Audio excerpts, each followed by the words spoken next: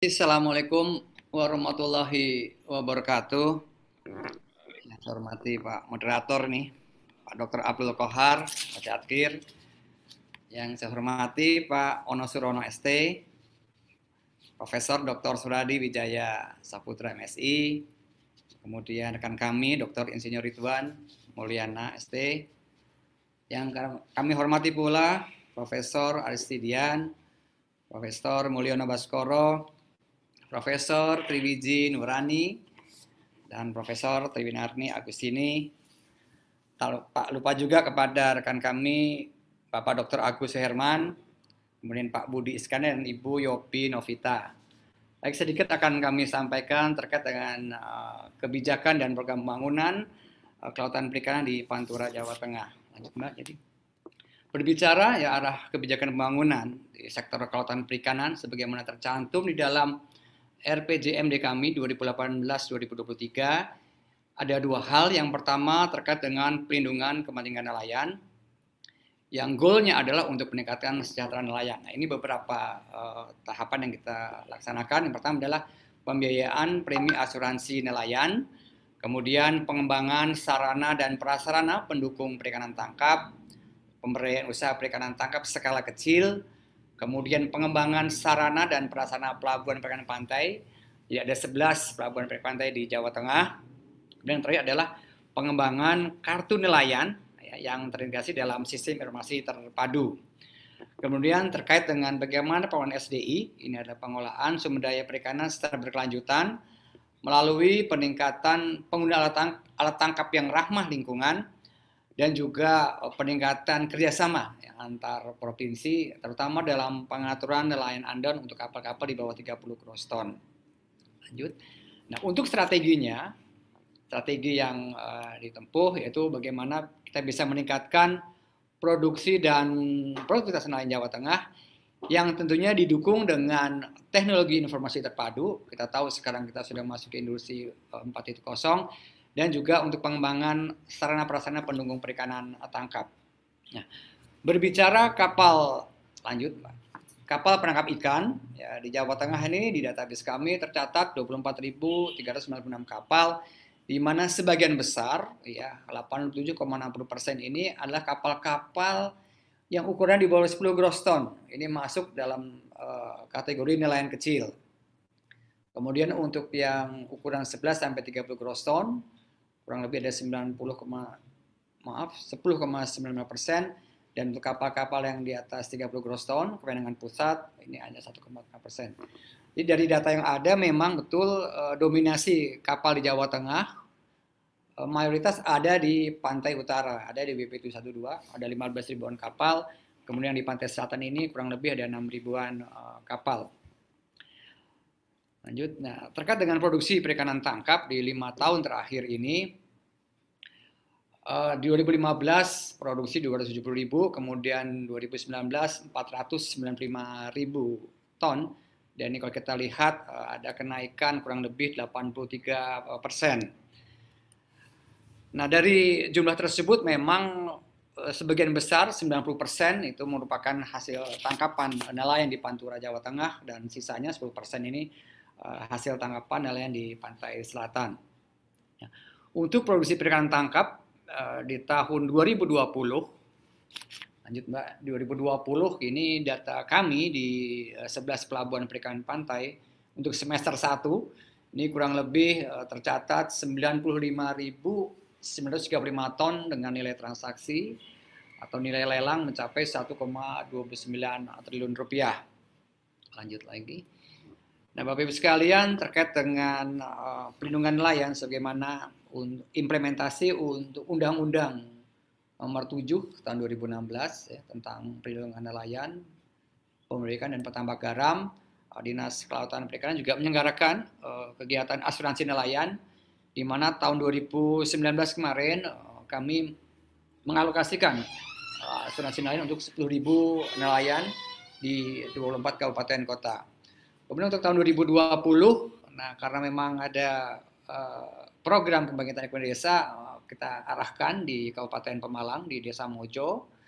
Kemudian di 2021 kita anggarkan sebanyak 20.000 nelayan.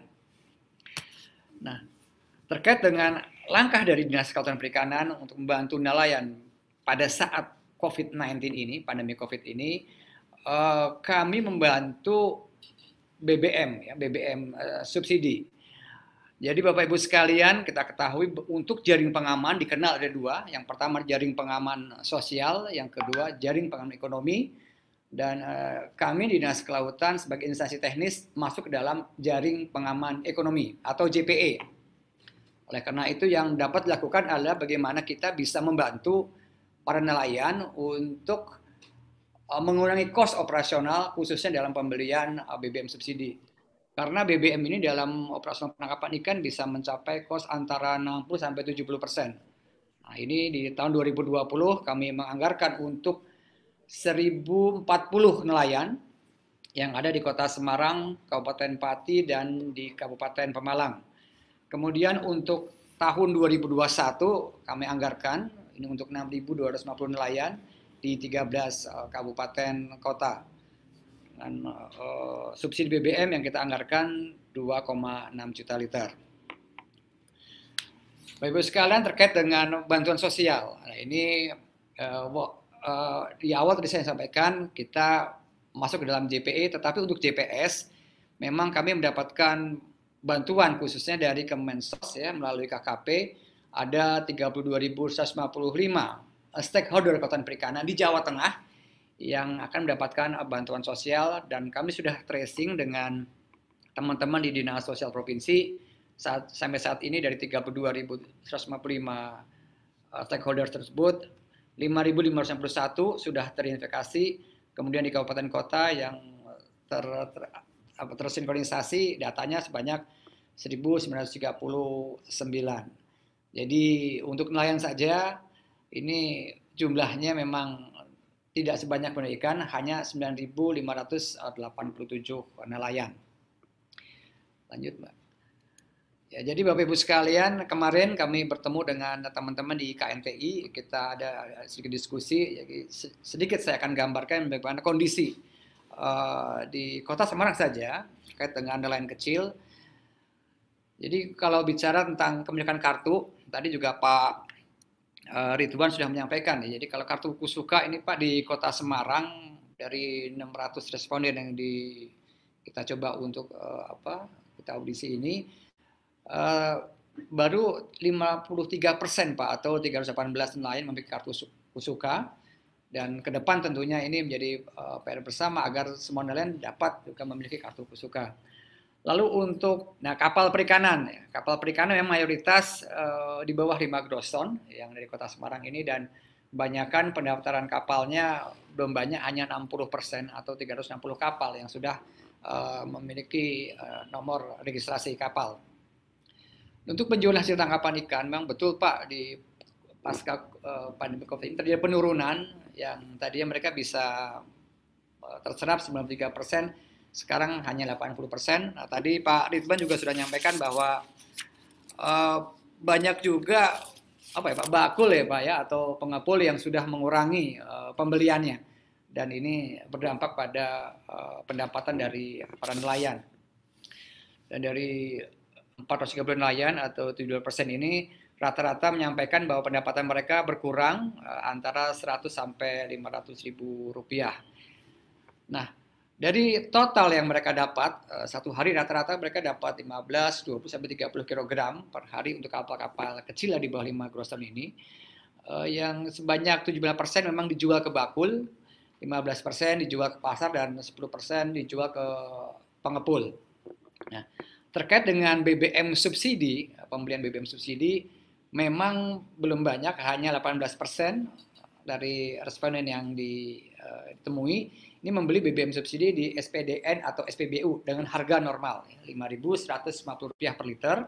Kemudian ada juga yang membeli BBM non subsidi hanya 2%, dan sebagian besar nelayan kecil di Kota Semarang memang mereka saat ini kesulitan ya atau belum bisa membeli BBM subsidi di SPDN dikarenakan ya mereka masih banyak terikat dengan para bakul sehingga harga yang diterima juga menjadi lebih tinggi. Kalau harga normal 5.150, mereka harus menebus dengan 5.500 sampai 6.000 rupiah per liter.